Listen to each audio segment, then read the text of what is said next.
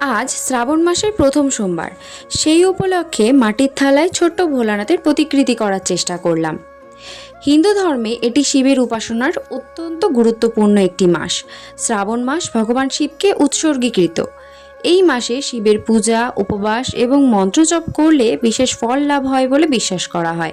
এছাড়াও শ্রাবণ মাস বর্ষা ঋতুর অন্তর্গত, যা প্রকৃতির সৌন্দর্য ও শান্তির বার্তা বহন করে। এই শ্রাবণ মাসে সবুজ চুড়ি পরা নারীদের জন্য একটি ঐতিহ্যবাহী প্রথা, যা সৌন্দর্য এবং শুভকামনার প্রতীক হিসেবে বিবেচিত। সবুজ রঙকে সমৃদ্ধি, শান্তি এবং প্রকৃতির প্রতীক হিসেবে ধরা হয়।